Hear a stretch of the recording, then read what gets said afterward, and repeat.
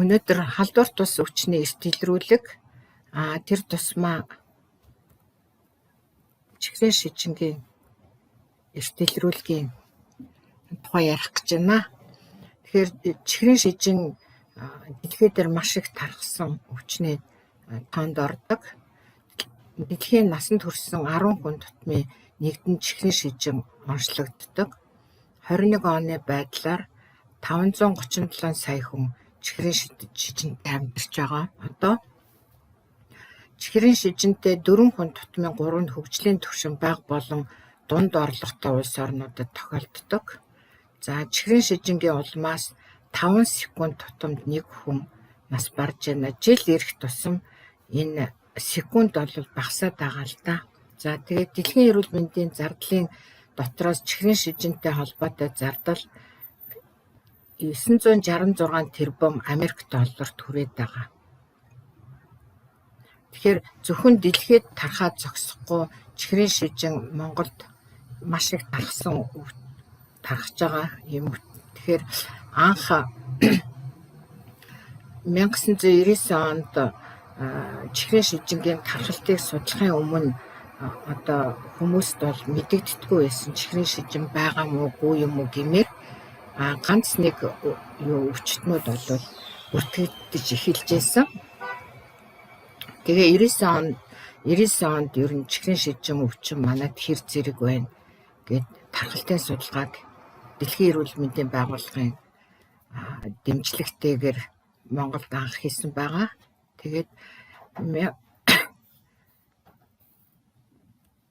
чихрийн шижингийн тархалт 99 оны байдлаар 3.1% байсан. Энэ нь бол бусад орнуудтай харьцуулахад бол бага биш.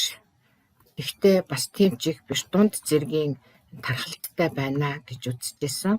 За 9.2 гэдэг бол чихрийн шижингийн урдал байдал буюу предиабет, глюкозын ачаалттай сорилт өөрчлөлттэй энэ 9.2 гэдэг тоо бол цаашид энэ чихрийн шижин өсөх хандлагатай юм байна гэсэн юм тоо гарч ирсэн байна.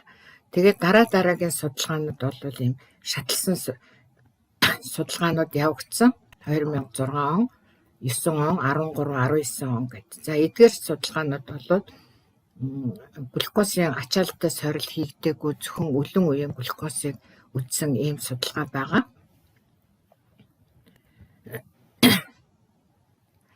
Энэ судалгааны гол одоо үр дүн юу болсон гэхлээр ер нь монголчуудын дунд халдварт бос эмгэгүүдийн нөхцөл байдал нь аль хэдийн эрүүл мэндийн тулгамдсан асуудлын нэг болсон байна. Хэдийгээр чихрийн шижингийн тархалт өндөр биш ч глюкоз төсвөржилт алдагдал харьцангуй өндөр тархалттай байгаа нь цаашид чихрийн шижингийн тархалт улам нэмэгдэх хандлагатай байна гэдгийг юм харуулсан тийм дүгнэлт гарсан байгаа. За энэ судалгаанаас үзэхэд чихрийн шижингийн одоо эрсдэл хүчин зүйл гол эрсдэл хүчин зүйлийг гаргасан. Тэгэхээр нэгдүгээрт насаа их тусам чихрийн шижингийн эрсдэл ихсэж байгаа. Дараа нь биеийн жингийн индекс ихсэх тусам таргалалт тэгээд биеийн жин ихсэх тусам диабетийн тархалт ихсэж байгаа гэдг нь эндээс харагдаж байна. Тэгэхээр тарган хүмүүсийн бараг 80-90% нь чихрийн шижин үүсэх тийм эрсдэлтэй байдаг.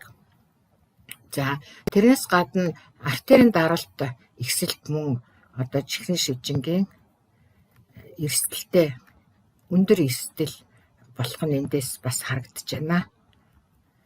За халдварт тус өвчний одоо анхдагч эрсдэл, завсрын эрсдэл, халдварт тус өвчнүүд гэсэн ийм юун дээр слайдн дээр тайлбарлая. Тэгэхээр тамхи зогсгүй хоол, хөдөлгөөний хомсдол, архи гэсэн энэ анхдагч эрсдэл хүчин зүйлс бол монголчуудын дунд их тархсан эрсдэл байгаа. Тэгээд энэ дээр энэ эрсдлүүд нь таргалалт, даралт ихсэлт глюкозын өөрчлөлтийг үүсгээд тэгээд энэ нь бол өвчин үүсгэж байна. Тэгэхээр чихрийн шижин дээр энэ эрсдлүүдээс хамгийн их голж байгаа юмнууд бол хөдөлгөөний хомсдол, зохисгүй хооллолт, тэгээд завсрын эрсдлээс таргалал, даралт ихсэлт, глюкозын өөрчлөлт гуруулаа чихрийн шижин үүсгдэг өндөр эрсдэл болж байгаамаа. За энэ халдварт ус өвчний эрсдэл хүчин зүйлсийн энэ шатлсан судалгаанууд байгаа. Тэгээ ер нь бүх халдварт ус өвчний осол гэмтлийн шалтгаан эрсдэл хүчин зүйлсийн судалгааны хажуугаар юу яасан? Чихрийн шижингийн тархалтыг өлөн үеийн глюкозоор үтсэн ийм судалгаа хийгдсэн байна. За чихрийн шижингийн эрсдэл хүчин зүйлс ерөнхий эрсдэл хүчин зүйлс нас түрүүн хэлсэн тархалт, чихрийн шижингийн удмын өгүүлэмж гэж байдаг. Ер нь бол удамтай аав ээж нь хоёулаа чихрийн шижинтэй болвол ер нь бол маш их өндөр эрсдэлтэй гэж үздэг. За түрүүн хэлсэн артерийн гипертенз, зүрх судасны эмгэгтэй хүмүүс. За жирэмсний чихрийн шижингийн өгүүлэмжтэй хүмүүс бараг 20% нь чихрийн шижинд шилжих тийм хандлагатай байдаг. Тийм учраас энэ дээр жирэмсэн чихрийн шижин эмчлэх, урьдчилан диабетээс урьдчилан сэргийлэх шаардлагатай байдаг. За энэ судалгаанууд байж байна. Тэгэхээр энэ судалгаа гадаадын юм судалгаа байгаа л да. Энэ биеийн жингийн индекс риск фактор, чихрийн шижин хэв шинж хоёрын риск фактор болох нь гэхээр эрэгтэй ч гэсэн эмэгтэй ч гэсэн аль алинд нь чихрийн шижингийн эрсдэл тарган хүнд их байна гэдгийг юм харуулсан ажил байгаа. Тэгэхээр энэ дээр чихрийн шижингээр өвчлөх эрсдэл биеийн жинг 10% буурахад эрсдэл чихрийн шижин өвчин 50% буурдаг гэж байгаа. Тэгэхээр хэдий ч нэ эрсдэлрүүлнэ үү, тэдий ч нэ чихрийн шижин өвчин эрсдэл нь буурна, нэгдүгээр 20 дугаар чихрийн шижин эдгэрнэ гэж үздэг. За энэ дээр олон улсын диабеттэй холбооны том артерийн гипертенз, чихрийн шижин хэв шинж хоёрын эрсдэл болох талаар маш том ажил болсон. Энэ дээр олон улсын диабеттэй холбооны дарга ерөнхийлөгч байсан Намчойгийн хийсэн судалгаанд 8 жилийн туршид дагаж судлахад хэвийн буюу артерийн гипертензгүй хүмүүсийн 11.2% нь, харин артерийн гипертензтэй хүмүүсийн 21.5-д нь чихрийн шижин онцлогдсон. Мөн биеийн жингийн индекс хүйс тухайн үеийн глюкозын хэмжээ зэргээс хамааралгүйгээр артерийн гипертенз нь чихрийн шижингийн эрсдэл болж байгааг илрүүлсэн юм том судалгаа байдаг. За чихрийн шижингийн эрсдлийн үнэлгээ зайлшгүй хийх шаардлагатай байдаг. Тэгэхээр чихрийн шижин өвчнийг эрт илрүүлэхийн тулд шууд ингээд сахарыг үзчихдэггүй, эхлээд эрсдлийн үнэлгээгээ хийж өгдөг. Тэгэхээр 21 оны шинэ чихрийн шижингийн хэв шинж хоёрын удирдамжинд энэ Америкийн диабеттэй холбооны чихрийн шижингийн эрсдлийн үнэлгээ манай Монголын чихрийн шижинтэй төстэй ер нь бол чихрийн шижингийн гол механизм болдог инсулины дүжрэл давмгайлж явдаг ийм орнуудтай манайх адилхан байгаа, жишээл Америктай. Тэгэхээр бид нар энэ чихрийн шижингийн эрсдлийн үнэлгээг хийж үзээд энэ ер нь бол амархан тэгээд тэр тоонууд нь бол их зөв гарч байгаа биднэрт олон үнэлгээ хийж үзэхэд мэдгдсэн. Тэгээд энийг бид нар дагахаар болсон. Тэгэхээр энэ дээр нас, хүйс, тэгээд жирэмсний чихрийн шижин онцлогдсон байдал, эцэг их ах эгч дүүн чихрийн шижин онцлогдож ирсэн, өөрөөр хэлбэл удамтай юугүй юу? Тэгээд даралт ихсэлттэй юугүй юу? өдөр бүр идэвхтэй дасгал хөдөлгөөн хийдэггүй юу? Тэгээд биеийн жингийн одоо хэвийн эсрэг тэгээд биеийн жингийн илүүдлэр нь биеийн жингийн индексээр нь оноо өгöd явцсан ийм үнэлгээ байгаа. За чихрийн шижингийн энэ эрсдлийн үнэлгээгээ үнэлээд хэрвээ оноо нь 5-аас доош байх юм бол эрүүл мэндийн боловсрал олгоод тэгээ 3 жилийн дараа давтан үзэлгээ хийн. Хэрвээ чихрийн шижингийн эрсдлийн үнэлгээ хийгээд 5 онооноос дээш гарсан бол өглөө үеийн сивингийн глюкозын хэмжээг үнэлж үзнэ. Өөрөөр хэлбэл венийн цуснаас глюкометрээр хялгасан цуснаас биш венийн цуснаас авч үзсэн энэ хэмжээг бид нар үнэлж үздэг. За сахар 6.1 мм/литрээс бага гарах юм бол эрүүл гэж үзээд 3 жилийн дараа давтан үзлэг хийхээр зөвлөж явуулна. За дараа нь хэрвээ өвчтөнд 6.1-ээс 6.9 мм/литрийн хооронд байх юм бол өлөн үеийн глюкозын өөрчлөлт гэж үзээд глюкозын ачаалттай сорил болон 3 сарын дундаж буюу глюкозын гемоглобин гэдэг ийм шинжилгээг хийхийг зөвлөдөг. За хэрвээ 7 мм/литрээс дээш байх юм бол шууд чихрийн шижинтэй гэж үзээд одоо өвчтнөө хяналтанд авах залттай байдаг. За өлөн үеийн глюкозын өөрчлөлттэй хүмүүсээ бид нар глюкозын ачаалттай сорил хийж үзнэ. Глюкозын ачаалттай сорил гэдэг нь 250 мл усанд 75 грамм глюкозыг уусгаад ингээд 2 цагийн дараа сахараа үздэг. За ингээд үзэхэд 7.8 мм/литрээс бага байх юм бол бид нар эрүүл гэж үзээд мөн адилхан 3 жилийн дараа дахин энэ өвчтнөө одоо үнэлгээгээр оруулах ёстой. За хэрвээ глюкозын ачаалттай сорил 7.8-аас 11 мм/литрийн хооронд байх юм бол глюкозын төсвөржилт алдагдах эмгэг буюу чихрийн шижингийн урдал байдал гэж үзээд цаашид амьдралын хэв маягт нь одоо интервенц хийж энэ хүнийг энэ одоо глюкозын төсвөрт байдлыг алдагдах эмгэгээс сэргийлж өөрөөр хэлбэл энэ байдлыг эмчлээд тэгээд чихрийн шижин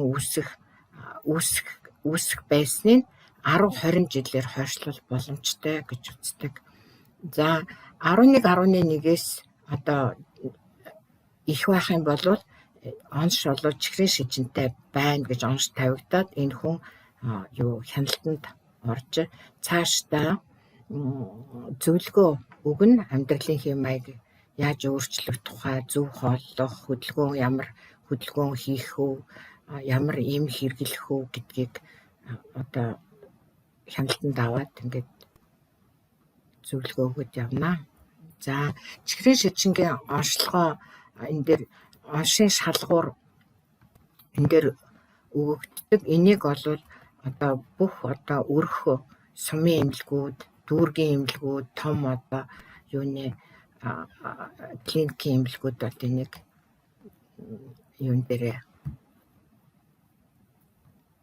эмчнэрийнхээ өрөөнд ингээд томор хатцсан байх хэрэгтэй. Ер нь бол чихрийн шижингийн онцлогоо гэдэг бол ерөөсөө ойролцоогоор за нэг 6 байгаа бол за энэ гайгүй дээ, энэ бараг өөрчлөлтгүй байна гэсэн иймэрхүү одоо дүгнэлт хийсэн дүр зураг маш их амьдрал дээр харагдаж байгаа. Тэгэхээр чихрийн шижингийн онцлогоо гэдэг бол ерөөсөө энэ хідэн глюкозын тоог л цээжлэх ёстой.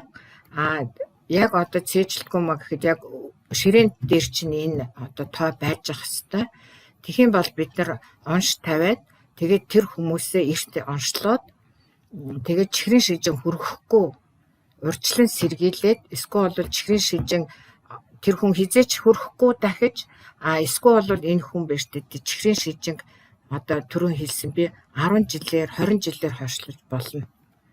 За чихрийн шижин ямар үед тавигдах вэ гэхэлэр өлөн үеийн глюкозоор 7-оос доош бол 7-оос дээш бол чихрийн шижин гэж онш тавигдана.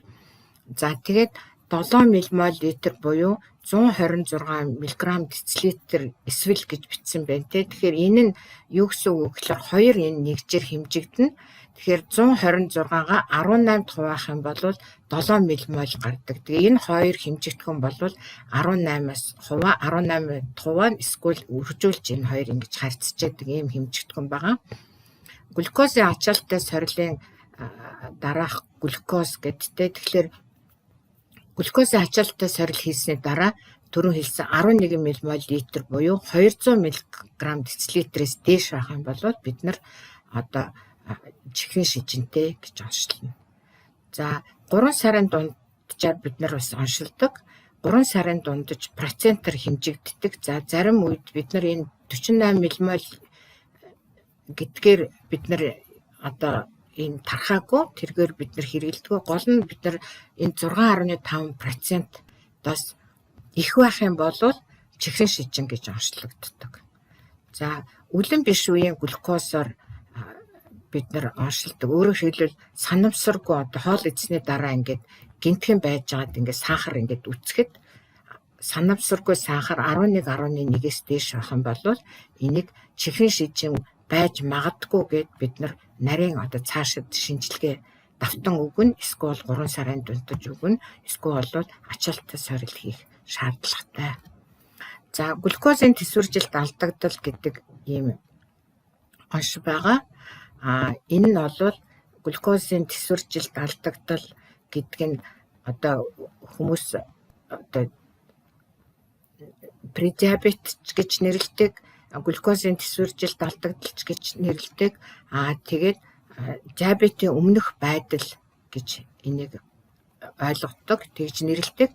Тэгэхээр хэрвээ үлэн үеийн глюкоз 7-оос бага байх юм бол глюкозын төсвөржилт алдагдсан байна. Үлэн үеийн цуснаас тэгж үзээд тэгээ глюкозын ачаалттай сорил хийсэн чинь 7.8-аас 11-ийн хооронд буюу 140-оос 200 мг децилитр ах юм бол энийг глюкозын төсвөржилт алдагдсан байна гэж үзээд предиабет гэж онш тавиад тэгээд цааштай арга хэмжээ аавна. Цааштай арга хэмжээ бол дараагийн хичээл дээр гарна. Энэ бол амьдралын хэв маягийг өөрчилнө, тэр хүний хөдөлгөөнтэй болно, зөв хооллуулна, дандаа дан гурил мах хэдүүлээд байхгүй. Ер нь саяхан одоо оюун төгс нарын судалгаагаар монголчуудын хоолнд одоо дүн шинжилгээ хийсэн том судалгаа болсон л да. Тэн дээр ямар дүгнэлт гарсан гэхлээр ерөөсөн монголчууд мах гурил хоёр л идээд идэх юм байна.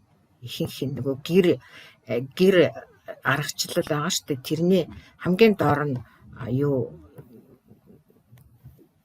үр тариа гэж байдаг шүү дээ. Тэр нь ингээд дүүрэн үр тарианд байж байгаа. Тэгээд тэрний дараа ногоо гэж тэрэн дээр нь мах гэж байгаа те. Тэгээд маханд бүр ингээд дүүрсэн үр тарианд дүүрсэн. Дунд нь байгаа нөгөө ногоо жимс эдэр нь байдаггүй, идэггүй. Тэгэхээр монголчууд ингэж буруу хоолж байгаа ийм харьцаа одоо шимт хижээлийн харьцаа буруутай хоолж байгаа нь эцэст юунд төрөж байгаа гэхлээр энэ халдварт бос айхтар өвчнүүд ялангуяа чихрийн шижин өвчин хүрэх гол эрсдэл болж байна. За үлэн үеийн глюкозын өөрчлөлтөөс 6.1-ээс 6.9 хооронд үлэн үеийн глюкозын өөрчлөлт гэж онш тавиад 7.8-аас доош байх юм бол мөн глюкозын одоо ачаалттай сорилт өөрчлөлттэй гэт ингэж үздэг. За ингээд анхаарал тавьсанд баярлалаа.